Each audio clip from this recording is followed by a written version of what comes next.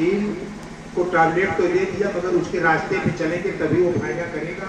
बुखार की दवा खा के परहेज नहीं करोगे बुखार नहीं उतरेगा। इसलिए उसका ग्रहण करना भी बहुत जरूरी है, उस रास्ते पे चलना भी बहुत जरूरी है। पंडित लोगों के जमाने में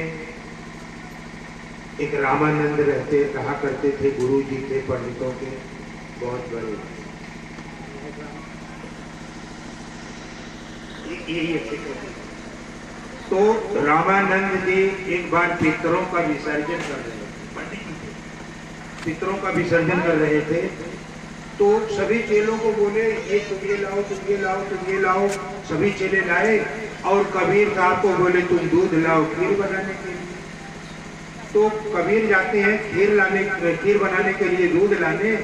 तो मैदान में जाते हैं, एक गाय मरी हुई होती है और चमड़ा छीलने वाला चमड़ा छील के लेके चला जाता है। कुत्ते बिल्ली उसको नीच नीच के खाते हैं।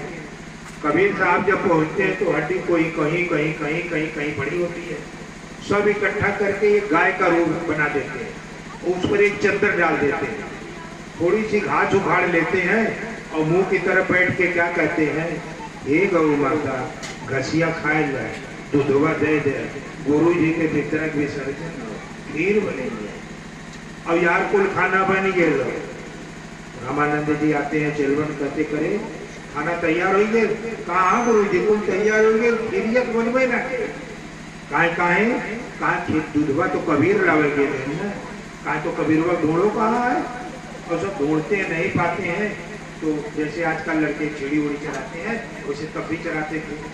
तो वो पूछते हैं कबीर को देखे हो, कहते हैं हाँ जीवनों बैठे रहे। तो जाए देखते हैं तो गाय के मूड़ी यहाँ बैठे रहे, कहते हे गौ माता खाए गए दूध बदले थे और जो गुरु जी के वितरण के विसर्जन है। तो उन्हें देख के मैंने तो रामानंद से कहा ने गुरु जी कबीर वही सेवनों में बैठे रहे, खाओ को बुला के कहा नहीं बुला नहीं तू चला वही देख ले। तो रामानंद जाते हैं, जब देखते हैं गुस्सा हो जाते हैं, कहते हैं करे कबीरवा की मरल की गई है घसिया खाई और दूध दे। कान गुरु जी ये हमरो समझ में ना आवे कि घसिया खाई ना दूध दे ही ना और तू ये दिन का मर लिया और तो और पितरा तो 500 बरस को मरल गिरिया कैसे।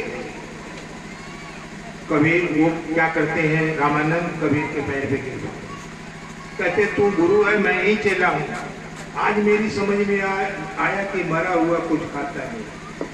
जब मरा हुआ कुछ खाएगा नहीं तो ये क्रिया भोग किस लिए, शुद्ध किस लिए, खाना किस लिए बनवाया जाता, वो तो खाएगा नहीं। थोड़ी सी आग जला लेंगे और तोड़ तोड़ के उसे डालेंगे, क्या वो खाएगा। जब उनका पितरा नहीं खाएगा तो आपका पितरा क्या खाएगा, मरा हुआ आदमी जो फालतू पैसे खर्च थे। तो उसके बाद रामानंद कहते हैं कि आज से पितृ विसर्जन खत्म, पिंडदान खत्म। वो तो खत्म करके चले गए, पता नहीं कौन उनकी औलाद है आज तक पितृदान कराते हैं, पिंडदान कराते हैं। ये तो समझने वाली बात है। तो हमारे कहने का मतलब भोजन दान जो मृत्यु भोज देते हो ये सबसे बड़ा पाप है, ये नहीं करना चाहिए। ये छोले बन गया जो यही बहुत है, तो यही करा दें। और हम अपनी बात को यहाँ विराम दे रहे हैं क्योंकि हमारे आचार्य लोग कहीं और जाएंगे, नहीं तो हम तो और 1 आध घंटा बोल देते। ये देखो है